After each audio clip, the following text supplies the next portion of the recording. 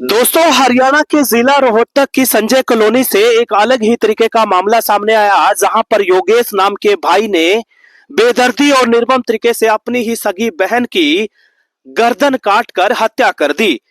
और दोस्तों, बात यहीं पर खत्म नहीं होती, बल्कि उसके बाद हत्यारे भाई ने भागने और दौड़ने की बजाय अपने ही मोबाइल फोन से नंबर मिलाकर नजदीकी थाने में सूचना दी कि साहब जी, जितना जल्दी हो सके हमारे घर आ जाइए, क्योंकि मैंने अपनी ही सगी बहन की हत्या कर दी है।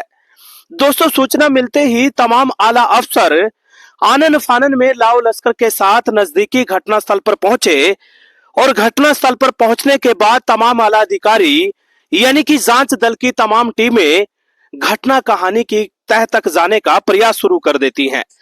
लेकिन दोस्तों, तमाम आला अफसर घंटों मशक्कत करने के बाद भी कोई भी ऐसा सबूत और क्लू नहीं जुटा पाए जिसका सहारा लेकर आखिरकार पूरी किस्सा कहानी की तह तक पहुंचा जा सके। बहरहाल दोस्तों, मौके वारदात पर रोहतक के डीएसपी रवि खुंडिया भी पहुंचे और पत्रकारों के सवालों के जवाब देते हुए डीएसपी साहब कहते हैं कि जांच अभी जारी है, अपने स्तर पर पुलिस जांच कर रही है और निश्चित तौर पर कानून अपना काम करेगा। जो भी आरोपी होगा, कानून के मुताबिक उसको सजा जरूर दिलाई जाएगी।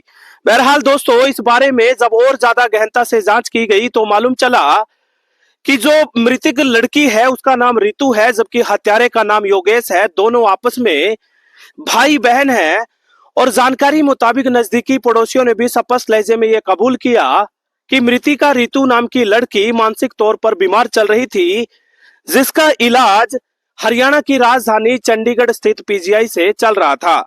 जानकारी मुताबिक रितु नाम की वही लड़की आए दिन न केवल पारिवारिक लोगों के साथ साथ आस पड़ोस के लोगों को गाली गलौच दिया करती थी, बल्कि कई दफा तो लोगों के साथ वो लड़ाई झगड़ा भी करती थी। जानकारी मुताबिक पूरी घटना कहानी की शुरुआत तब हुई जब वही मृतिका रितु नाम की लड़की अपने भाई योगेश के साथ न केवल गाली गलौच करती है, बल्कि देखते ही देखते गाली गलौच लड़ाई झगड़े में तब्दील हो गया। आखिरकार गुस्से में आकर योगेश नाम के उसी सगे भाई ने नजदीक ही पड़ी हुई तेजधार कुल्हाड़ी को मार मार कर अपनी ही बहन की जीवन लीला समाप्त कर दी। दोस्तों, ये मामला, ये घटना कहानी चारों तरफ वायरल है।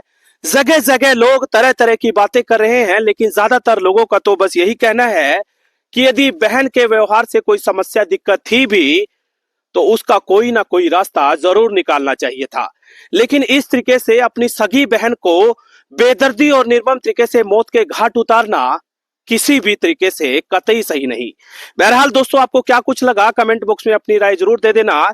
इस पूरे मामले में नजदीकी थाने के एसएचओ राजकुमार ने कड़ी सुरक्षा के बीच हत्यारे भाई योगेश को गिरफ्तार करने के बाद नजदीकी थाने की पुलिस के साथ साथ उसको अदालत में पेश किया, जहां पर जज साहब ने दोनों पक्षों की दलीलों को बड़ी गहनता से सुनने के बाद उसी हत्यारे भाई योगेश को सलाखों की काल कोठरी में डालने का ऐतिहासिक फैसला सुना दिया।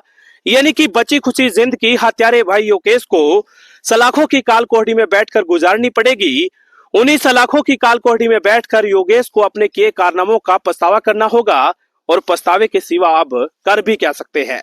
लेकिन दोस्तों, इस बारे में तरह तरह की बातें लगातार सामने आ रही है। आपको क्या कुछ लगा, कमेंट बॉक्स में अपनी राय जरूर दे देना। मैं जाते जाते आप लोगों से विनम्र गुजारिश करना चाहूंगा कि जहां कहीं भी बैठकर गांव गली नुक्कड़ चौराहे पर आप हमारी किस्सा कहानियों को देखते हैं, सुनते हैं, बहुत बहुत शुक्रिया, धन्यवाद, आभार।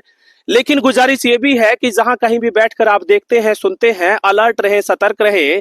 कहीं ऐसा ना हो इंसान रूपी मखोटा पहनकर कोई बहरूपिया आपके ही गांव गली नुक्कड़ चौराहे पर किसी बड़ी किस्सा कहानी को अंजाम देने की फिराक में हो। चूंकि देखने में ये आया है कि बहुत बड़ी संख्या में लोग आपके इर्द गिर्द ऐसे होते हैं जो दिखने और देखने में तो आपको अपने लगेंगे, लेकिन वास्तविकता यह है कि वो अपनों की शक्ल में बहरूपिये होते हैं, जो कि रिश्ते में तो आपको अपने लगेंगे, देखने में भी आपको अपने लगेंगे, लेकिन पलक झपकते ही वही बहरूपिये किसी बड़ी किस्सा कहानी को अंजाम दे देंगे और आपको कानो कान खबर भी नहीं लगेगी। इसलिए सतर्क रहें, जागरूक रहें, क्योंकि सतर्क और जागरूक रहने में ही भलाई है। सतर्क और जागरूक रहने में आप सबका बचाव है। बहुत बहुत शुक्रिया। फिर हाजिर होऊंगा लेकर के एक और क्राइम एपिसोड। तब तक अपना ध्यान रखिएगा, बहुत सारा अपना ख्याल रखिएगा।